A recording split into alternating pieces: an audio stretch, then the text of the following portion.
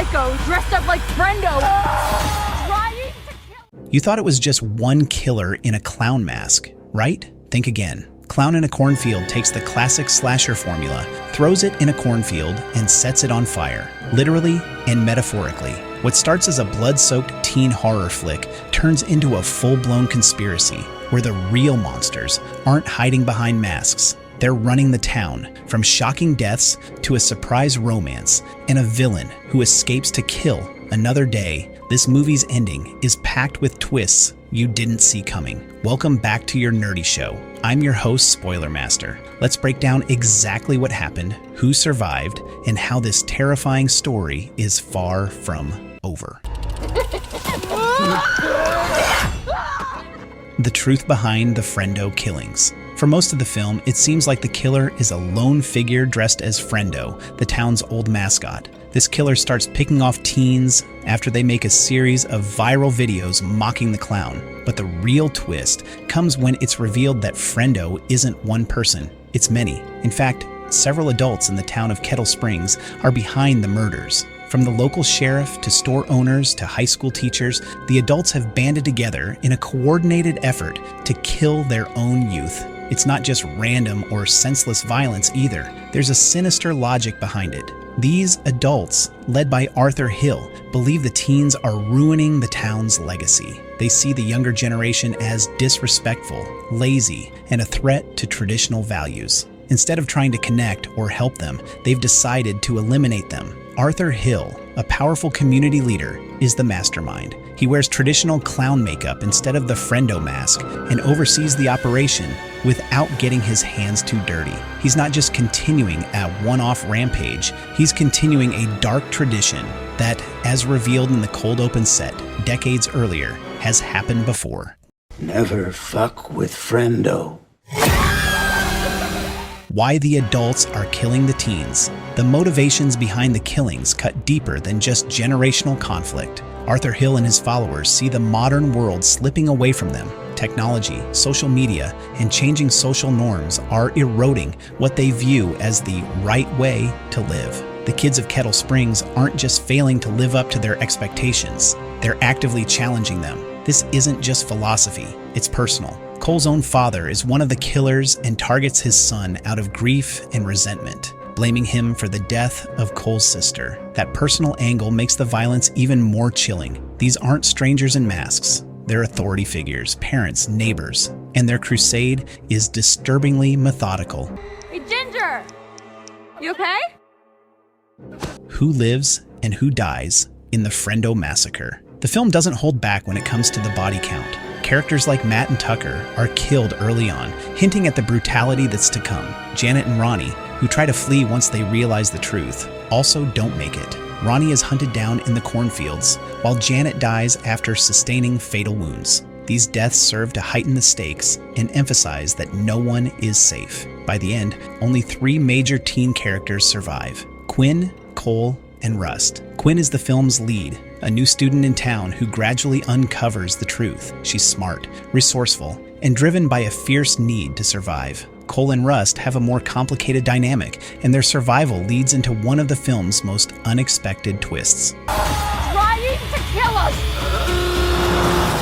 The unexpected romance. Cole and Rust Clown in a Cornfield plays with typical horror tropes in smart ways, and nowhere is that more evident than in how it handles its teen romance subplot. Early in the film, it seems like Quinn is caught in a love triangle between Cole and Rust. These two boys clearly have a past, with subtle hints dropped throughout, mentions of childhood adventures and unexplained tension between them. As the horror unfolds, those hints come into sharper focus. Rust's desperation to keep Cole safe reveals deeper emotions, and in the film's final moments, the two share a passionate kiss. This reveal doesn't just work as representation, it flips a well-worn horror trope on its head. Instead of the final girl falling for the quiet, brooding boy or the noble jock, the true romance is between two boys who've been struggling with their identities and their shared history. This twist adds unexpected depth and heart to a film otherwise drenched in blood and menace. It also humanizes both characters, turning them from stock figures into memorable leads. Arthur Hill's escape, sequel tease and ongoing threat. Unlike many horror villains, Arthur Hill doesn't meet his end in a fiery climax or a satisfying showdown. Instead, he escapes. After orchestrating the massacre and nearly succeeding in wiping out a generation, Arthur steals Glenn's car and drives off, wounded but alive. His escape is a chilling reminder that the ideology behind the Frendo killings didn't die with the last clown mask. In fact, it might be just beginning. The final scene, where a Frendo Jack-in-the-Box is left for Quinn, teases that the violence might follow her, even as she prepares to leave town for college. Arthur isn't just another slasher villain. He's a manipulator, a strategist, and a believer in what he's doing that makes him far more dangerous in the long run. Just take it from Frendo.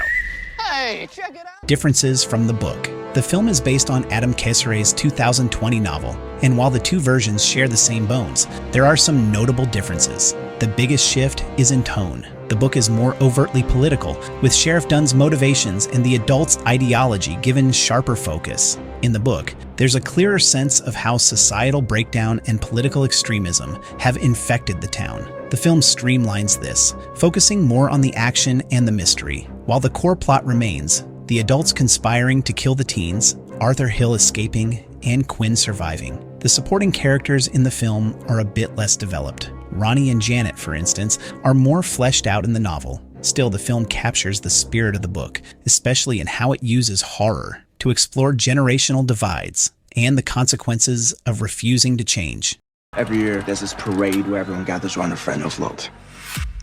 The bigger picture, what could come next? Clown in a Cornfield ends with a clear opening for a sequel, and that's not just wishful thinking. The original novel already has 2 follow-ups, Clown in a Cornfield 2, Frendo Lives, and Clown in a Cornfield 3, The Church of Frendo. Each one builds on the previous story, turning Quinn from a survivor into something darker and more determined. If the film series follows the same path, we could see Quinn stepping into a new role, not just as a final girl, but as someone actively hunting the remaining Frendos. The Jack-in-the-Box in her car might be a threat, but it could also be a call to arms. Quinn has already faced death and survived. Now she might go on the offensive. A sequel could also explore the broader impact of Arthur Hill's ideology. Is Kettle Springs unique, or is Frendo becoming a larger movement? Could other towns fall under similar attacks? This potential expansion could turn the story into a horror series that combines action, suspense,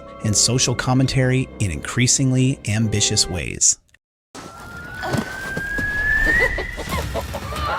Our nerdy thoughts. At first glance, Clown in a Cornfield seems like another masked killer slasher, but its ending reveals it to be much more than that. It's a smart, subversive take on the genre that plays with audience expectations while diving into timely themes like generational conflict, the danger of nostalgia, and the dark side of tradition. The reveal that the adults are the killers flips the typical horror structure. The escape of Arthur Hill raises real questions about power and accountability. And the romance between Cole and Rust is a welcome twist on an old formula that adds emotion to the chaos. It's rare to see a horror movie that balances thrills with thoughtful commentary, but Clown in a Cornfield pulls it off. With its shocking twists, memorable characters, and strong setup for future stories, the film stands as a bold new chapter in modern horror. And if Arthur Hill has anything to say about it, the story of Frendo is far from over.